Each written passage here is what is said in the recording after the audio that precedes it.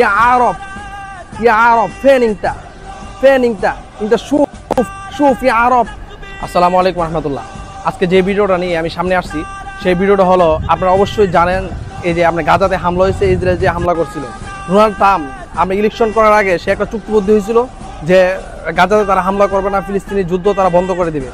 এই চুক্তিবদ্ধ হওয়ার পরেও কিন্তু গত রোজার মাস, এই রমজান মাসে আমরা দেখি প্রত্যেকটা মানুষ পুরো দুনিয়াতে রোজা রাইকা ইফতার উপর খাইতেছে, কিন্তু ফিলিস্তিনে তারা কিন্তু ইফতার খাইবে দূরের কথা, তারা কিছুই পাইতেছে না। এক দ্বিতীয়ত এই রোজার মাসে কিন্তু গাজা হামলা হয়েছিল।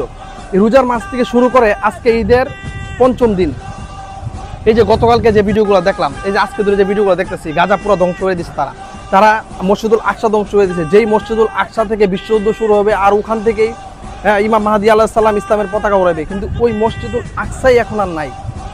এই ফিলিস্তিন এখন পুরো ধ্বংস হয়ে গেছে, ইসরায়েলি হামলায় পুরো ফিলিস্তিন ধ্বংস হয়ে দিছে। কিন্তু আমরা মুসলমানরা কি করতেছি? মুসলমান কিন্তু বিশ্বের জগতে প্রায় 200 কোটির উপরে মুসলমান আছে। 200 কোটির উপর মুসলমান থাইকেও আমরা কিছুই করতে পারতেছি না। ইয়া আরব ফেনিংটা ফেনিংটা ইনটা শুফ শুফ ইয়া আরব ইনটা শুফ গাজা। আমরা প্রত্যেকটা মানুষ আমরা মুসলমানের জন্ম হয়েছি এতটুকুই আমরা জানি, কিন্তু আমরা জানি না আমাদের ইতিহাস কি, আমাদের ব্যাকগ্রাউন্ডের ইতিহাস কি ছিল আমরা ভুলে গেছি। আমরা মুসলমান শুধু মনে করতেছি যে নামাজ পড়ি, মসজিদে গিয়ে নামাজ পড়তেছি, আল্লাহ জিহাদ করতেছি, এতেই শেষ না। আপনার নামাজ পড়া যেরকম ফরজ, জিহাদ করা ওরকম একটা ফরজ। এখন বিশ্বের আলেম ওলামারা ফতোয়া দিয়েছে ইসরায়েলের বিরুদ্ধে আমরা জিহাদ করা এখন ফরজ হয়ে গেছে। আমরা চাই যে বাংলাদেশ নিয়ে হোক, সারা বিশ্বের যত সেনাবাহিনী আছে সবাই একত্রিত হয়ে ইসরায়েলের বিরুদ্ধে নামে, দরকার পড়লে আমরা আপনাদের সাথে থাকবো। আমরা সাধারণ জনগণ যারা আছি বাংলাদেশ থেকে, আমি ডক্টর ইউনূসকে আকুল আবেদন করবো যে আপনারা বাংলাদেশের সেনাবাহিনী পাঠান, সেনাবাহিনী আপনারা। আর আরবের মানুষকে আমি আর কি বলবো, এই যে আরবের মানুষ চাইলেই কিন্তু ইসরায়েলি হামলাটা বন্ধ করতে পারতো। যদি তারা তেল বন্ধ করে দিত, একটা বিমান চলতে গেলে তেল লাগে, তারা যখন বোমা নিক্ষেপ করে ওই চালাবে না, এই বোমাগুলো নিক্ষেপ করতো তারা তেল। তো আরব চাইলেই কিন্তু তাদের যুদ্ধটা বন্ধ করতে পারতো। কিন্তু আরবের মানুষকে আকুল আবেদন করে জানাবো, আমি তো আরবি বুঝি না, আমি বাংলাতেই বলতেছি আপনাদেরকে, আপনারা একটু সাহায্য করেন, আপনারা ইসরায়েলের বিরুদ্ধে নামেন। পুরা বিশ্বের মুসলমান যদি ইসরায়েলের বিরুদ্ধে নামে, তাহলে আমি মনে করি যে ইসরায়েল পেরে উঠতে পারবে না।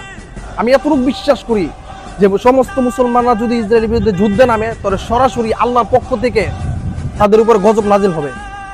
আমরা সবাই যদি বসে থাকি যে ইমাম মাহদি আলাইহিস সালাম বিশ্ব জয় করবো না, মনে করেন যে ইমাম মাহদি আলাইহিস সালাম আমাদের সামনে আছে, ইমাম মাহদি আমাদের সামনে আছে, আমরা পিছন থেকে যুদ্ধে নামেন। এখন বর্তমান পরিস্থিতিতে যুদ্ধ করাটা আমাদের জন্য ফরজ হয়ে গেছে, ইসরায়েলের বিরুদ্ধে যুদ্ধ করাটা আমাদের জন্য ফরজ হয়ে গেছে। কি বললে আপনারা বুঝবেন? আপনি মুসলমান, আমি মুসলমান, আমাদের মুসলমান ভাইদেরকে মারবে। আজকে তারা ফিলিস্তিন ধ্বংস করে দিছে, কালকে তারা ইয়ামানে যুদ্ধ করবে, কালকে তারা ইয়ামানে হামলা করবে, পরশুদিন তারা সিরিয়াতে হামলা করবে, তারপরে তারা আরবে হামলা করবে। তখন আপনারা কই যাবেন আরবের মানুষ, যখন তারা আপনাদেরকে টার্গেট করবে? আপনারা তো এখন বুঝতেছেন না, বিশ্বের সমস্ত মুসলমান এক এক করে ইহুদিরা মুসলিম ধর্মের মানুষদেরকে তারা ধ্বংস করার জন্য পিছনে লাগছে। ইহুদিরা চাইতেছে যে মুসলমান ধর্মের মানুষ সব ধ্বংস হয়ে যাক। তাই আমি যুদ্ধের জন্য প্রস্তুত। আপনারা প্রস্তুত তো? অবশ্যই কমেন্টে জানিয়ে যাবেন কারা কারা যুদ্ধের জন্য প্রস্তুত আছেন।